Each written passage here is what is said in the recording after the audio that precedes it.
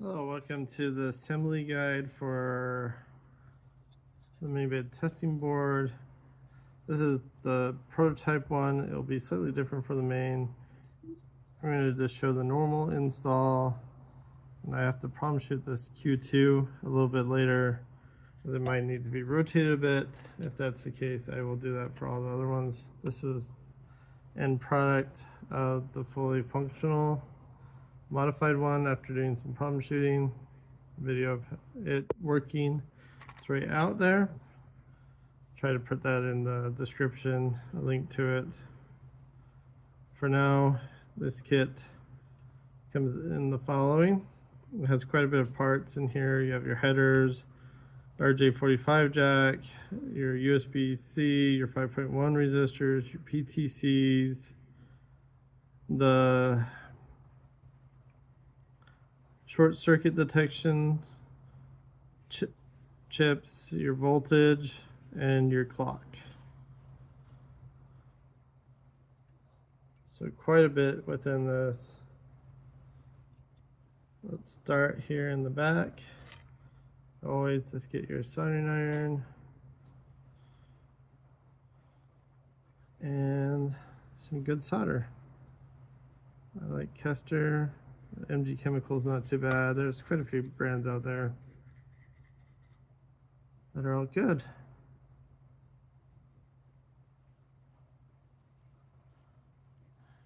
Like always, I just like to go through and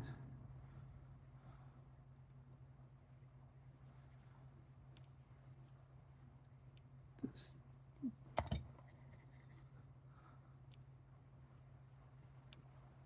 prep all the pads here. Quite a bit of them.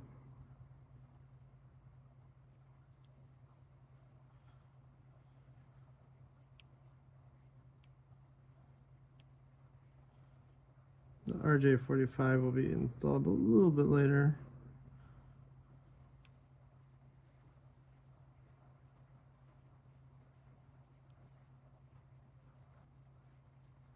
So these ones here are 150.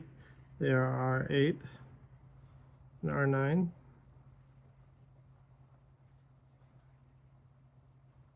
Let's open those up.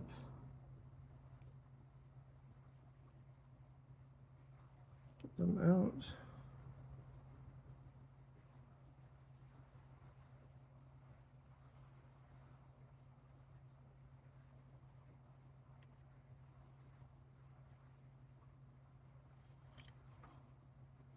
These are the resistors for the clock lights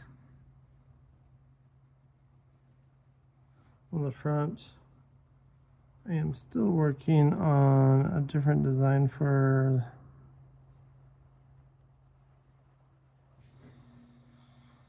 my clock to help it do values a little bit better. Then these ones are 1 amp PTCs. But these are your F12 and F11. So this one protects the clock.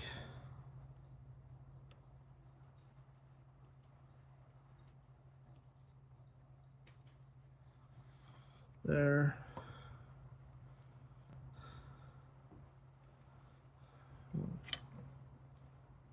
Make sure I use. Sorry, I moved that one a little out. Move.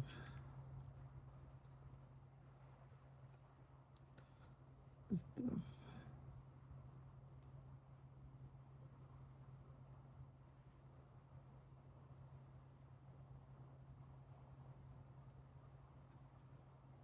So we can keep them.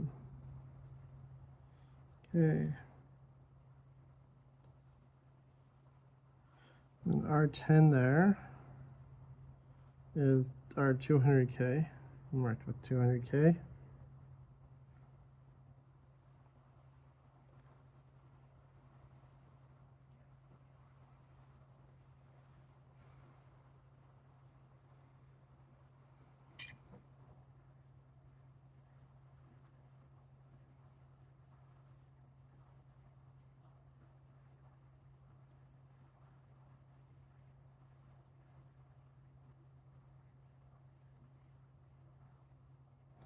You can make this any value where you want.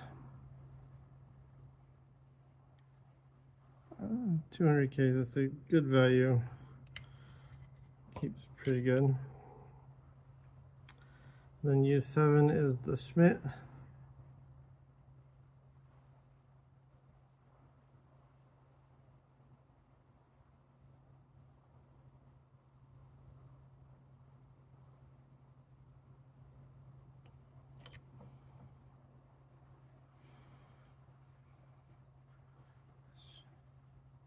It's a great clock circuit. Simple RC math here to get your clock frequency.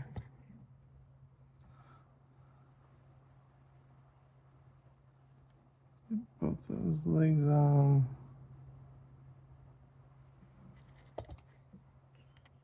Okay. And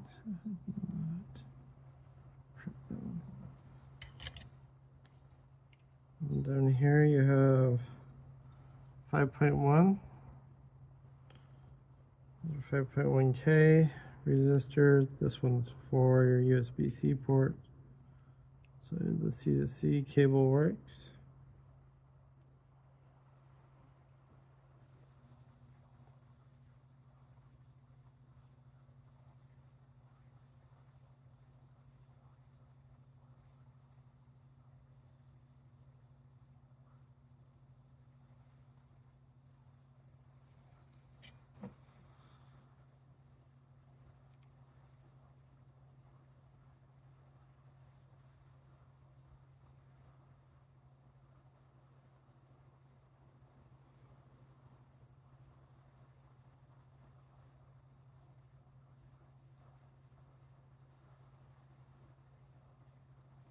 Okay.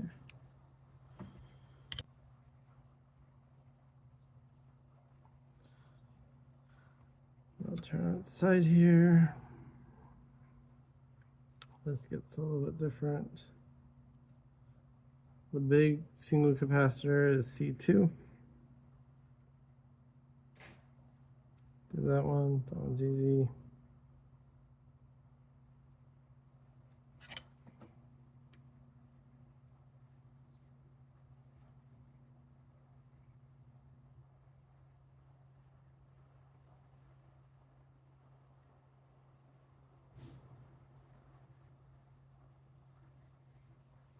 Okay.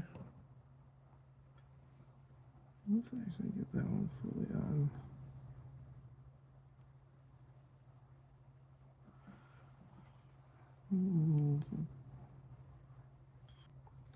Okay.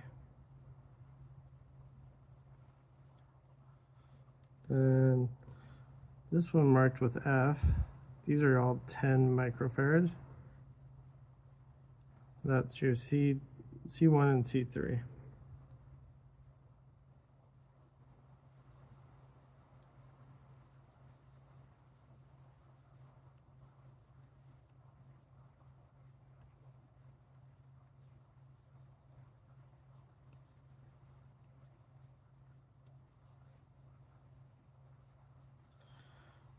These are nice.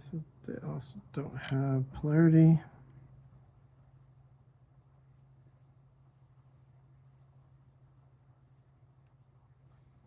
It's like the resistors. It's really easy. Line them up. Get them on. Okay.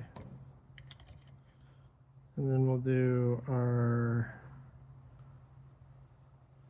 voltage regulator here. This goes Clear 3.3 volts. Very essential.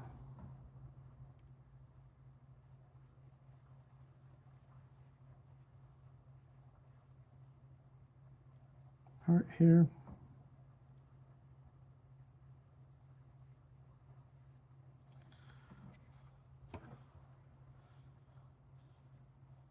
This one I will also kind of start going to make sure there's plenty of solder on the middle pad there. It gets hot. This time playing around with some extra hole vias around it to help with thermal.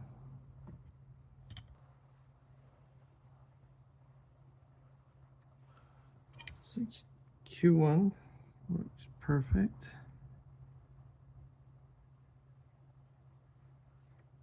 Right there. So Q1 is a NPN transistor.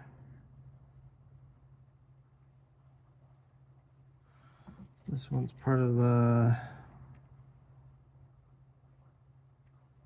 short circuit protection. And then if you have a wire or just an old lead,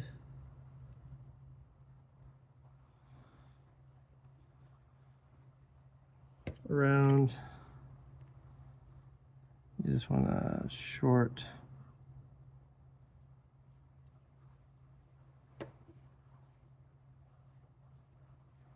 this buzzer.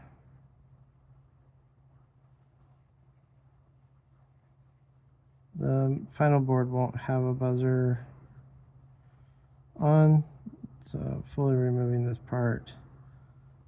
Just if you have this prototype board,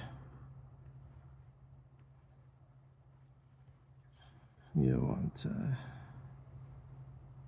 just short that out.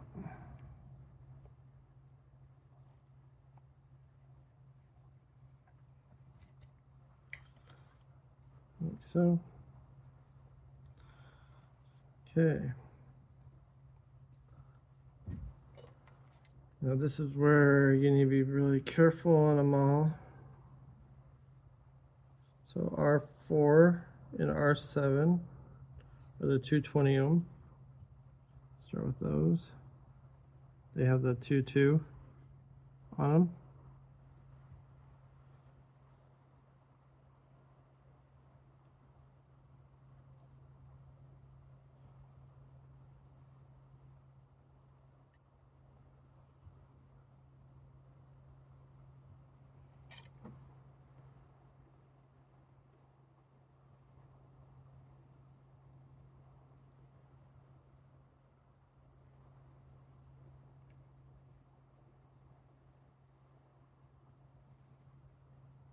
Okay. And then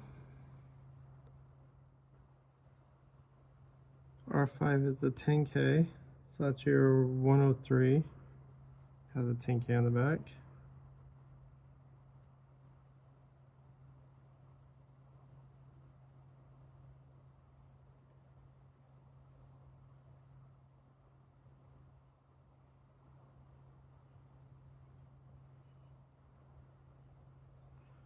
That's your R5.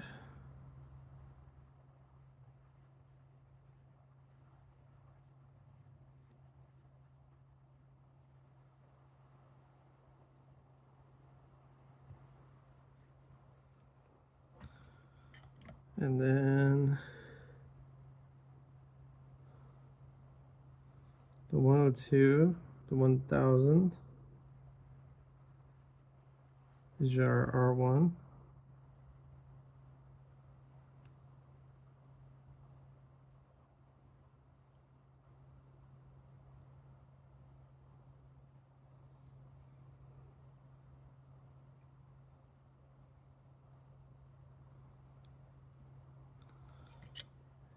Then our PNP transistor, that's where it's really important to look at your data sheets on the parts you choose, because they can switch your pads here and there.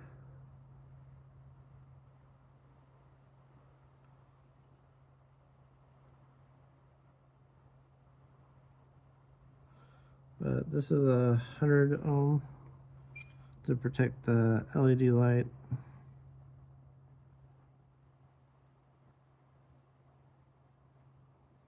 There. All our LEDs are on the front. And now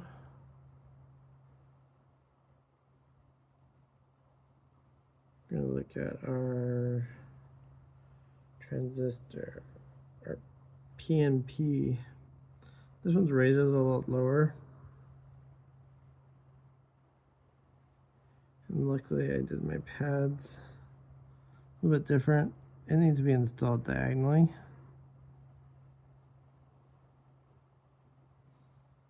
Like that for it to work.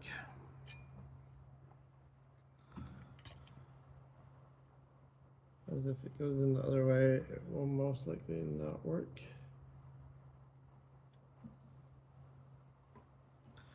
Properly when there's a short circuit. As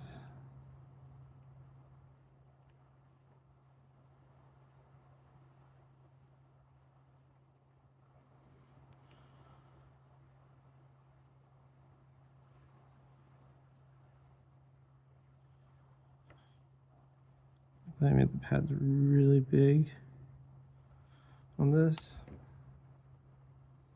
so it shouldn't be too hard to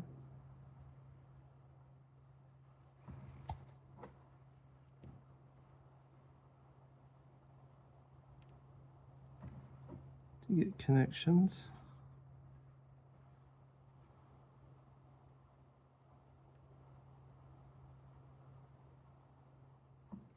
To all the pins. The hardest one is that third leg there.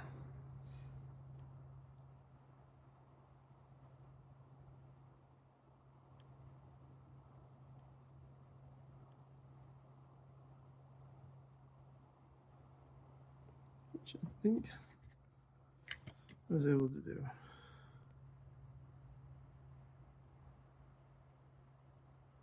Okay, now on the front.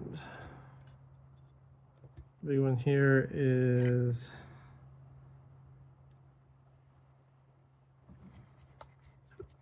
our USB-C connector. Very light solder on those front pads there.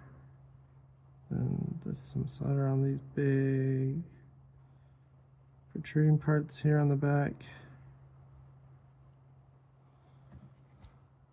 I did update the pads to make it a lot easier. Those are the only ones that you have to assemble.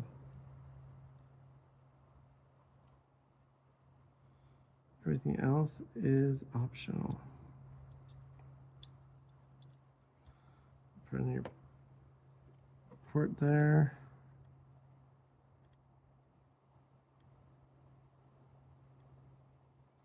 Trying to burn your finger. I like to start with those control lines. They usually go pretty good. And then these large power lines.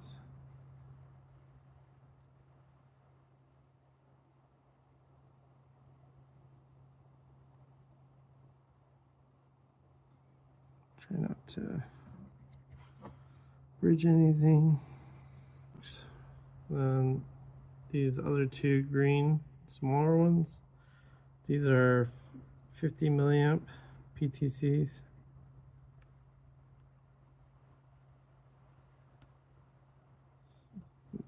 They go on the 3.3 volts.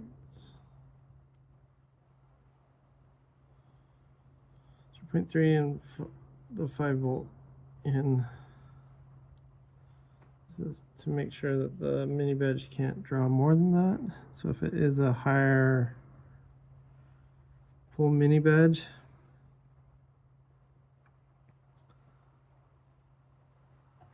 just be aware. I usually do the black line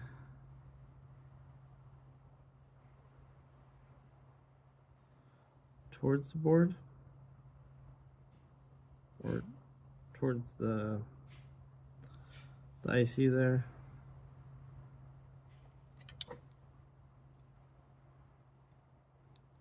These are pretty cool little parts.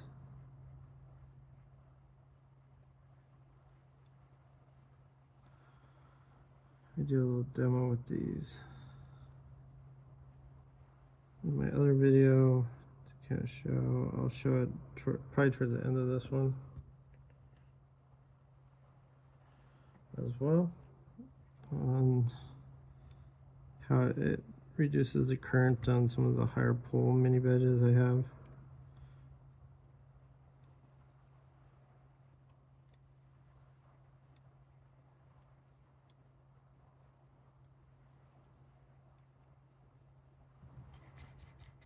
Okay, looks pretty good. That should just leave the LEDs. And then we go back to the back. So we can do our green LEDs. These ones do not have marks on the back. So you have to look at the front of them. See if this will zoom. Okay, to see there's a little green on that side.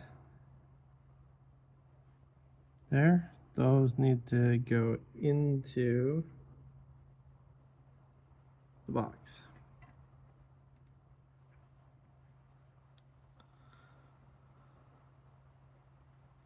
So these are the green ones. So green is good.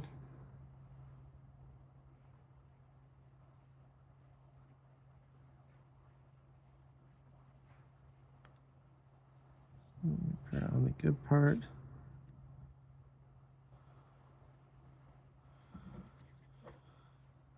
And then I like to do it on my source. That is good. That's a better way for the clock to provide current to the mini badges.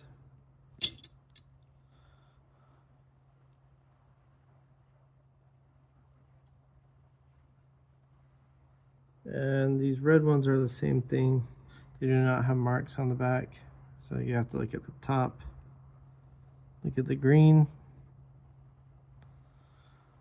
and put the green into the holes.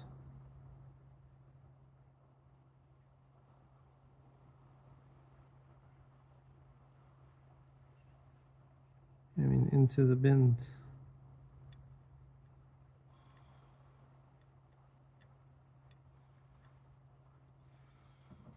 Yeah.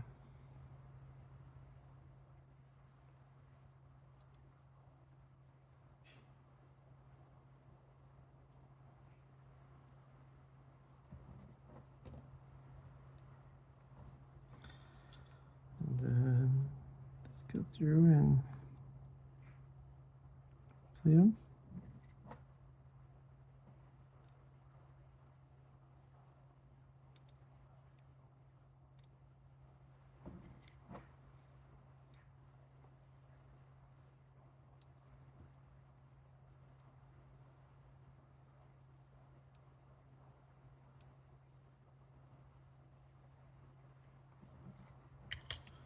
Yeah. At this stage, we can test. Oh.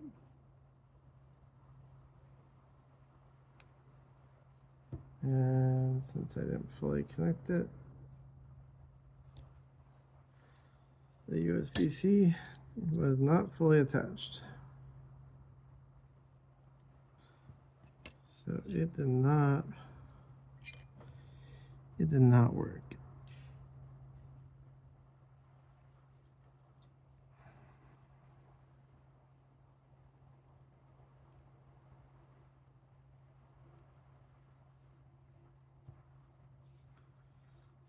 Good to know now.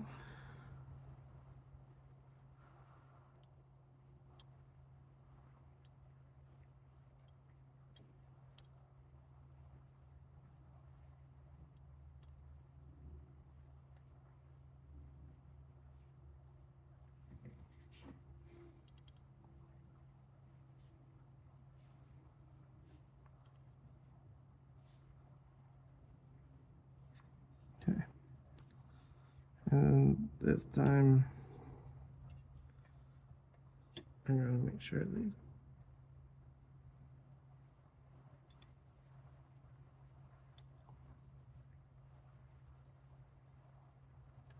and it's a good time to make sure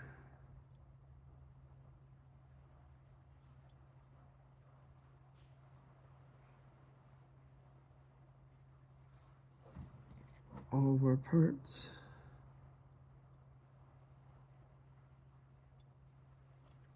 are soldered on.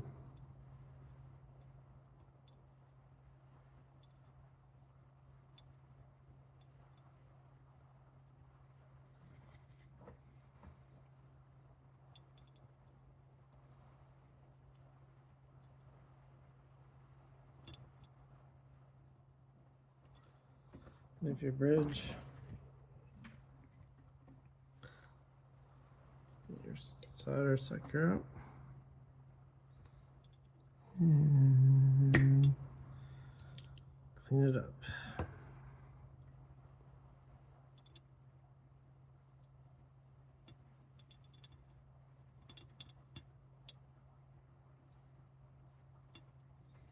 Okay.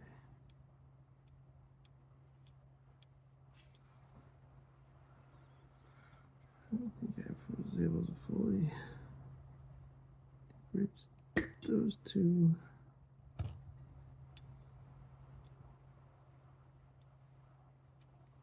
I do think there was enough solder. And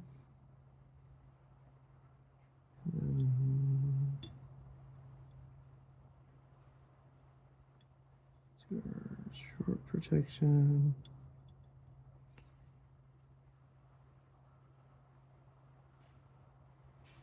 Okay, everything looks to be connected now.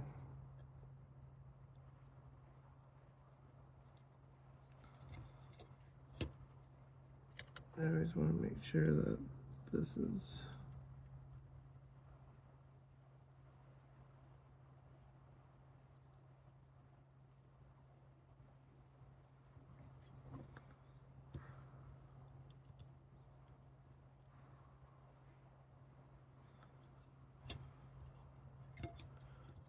well connected here.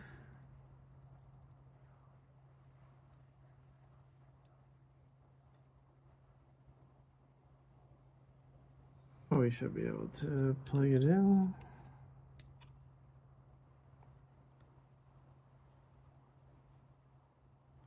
And if you see that,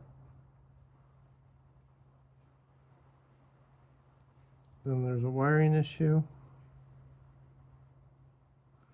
within it. You can also tell that the clock isn't quite running.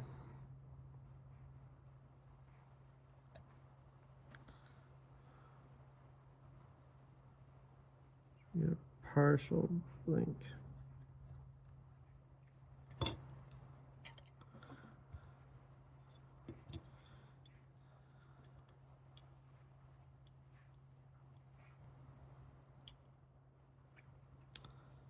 All right. RJ45 is an easy one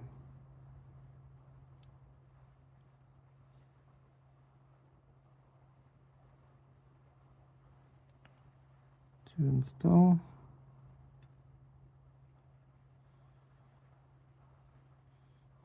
one on the pad.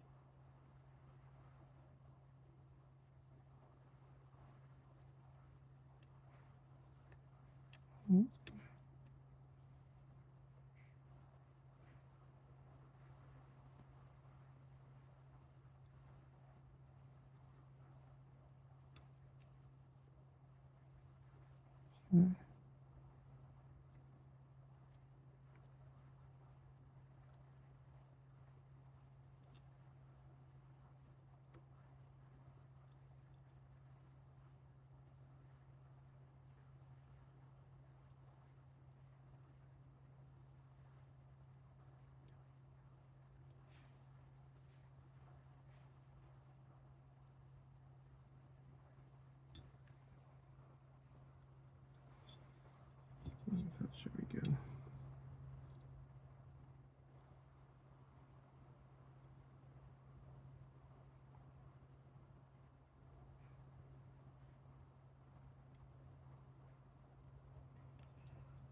Okay. Heavy coat the one side.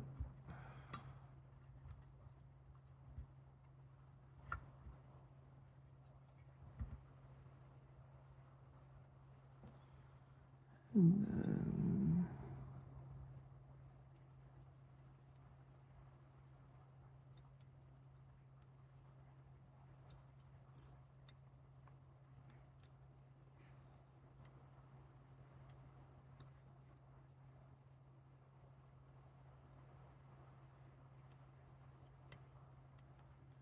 just remember that this is a proprietary connector pinout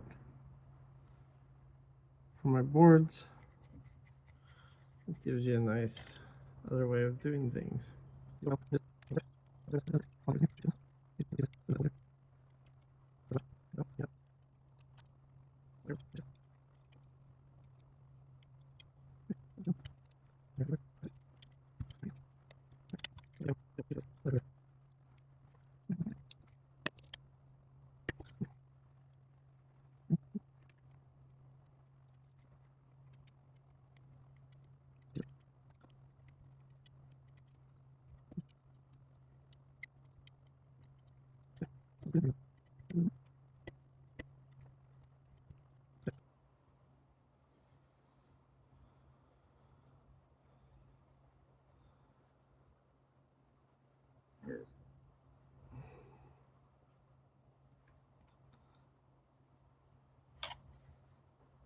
Let's install this normally.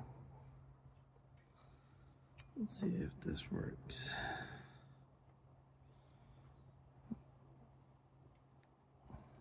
I believe I do have the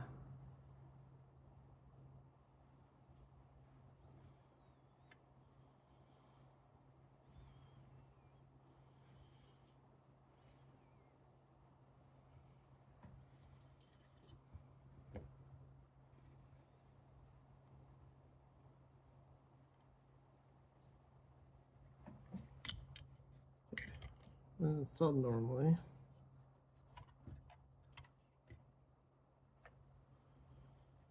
It will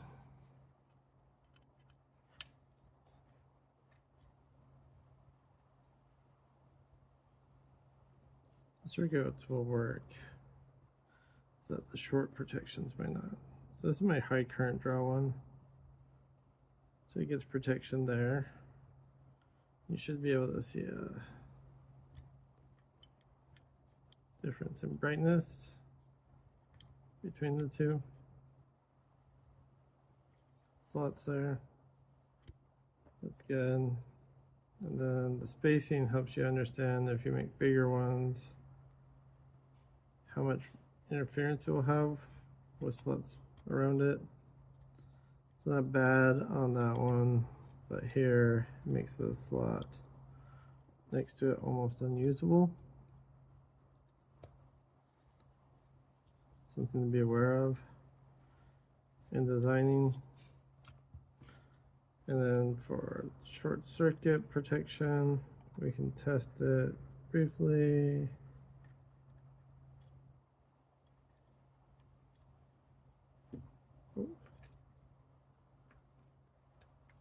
And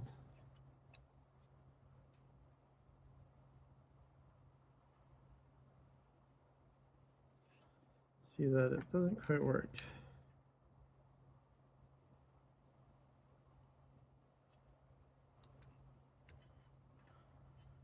with that orientation.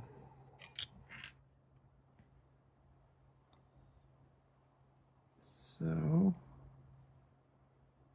because that sent feedback back into the circuit. So this one you do have to install a little bit differently.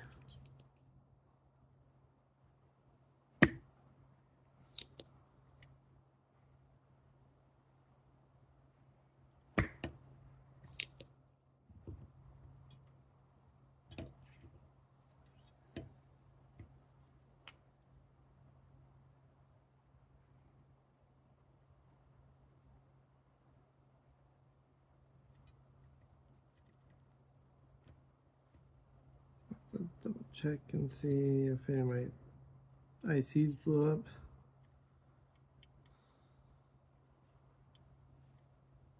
Due to that.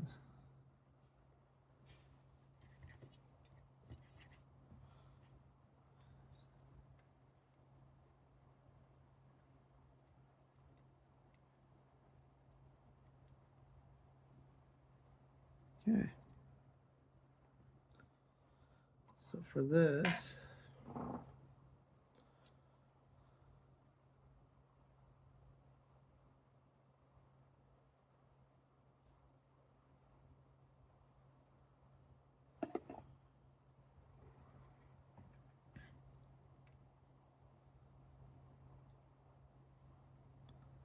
so no matter what, don't put the transistor on normally, as it will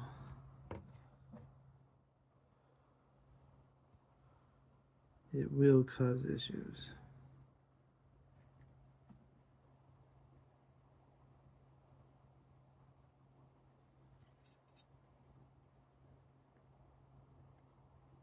The transistor has to be installed.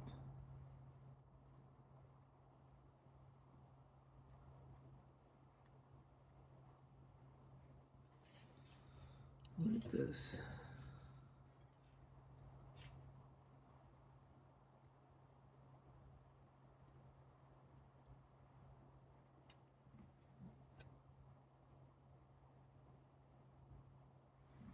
Okay. With it installed diagonally, it's set up right. Let's get our short, and it works perfect. And then we short. Okay. So due to the pins being done differently, good.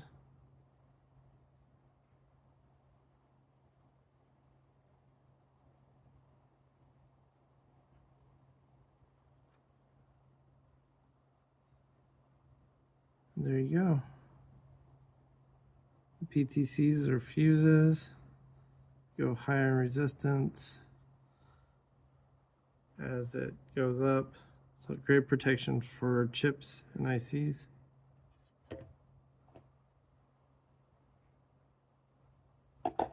And that is a completed board.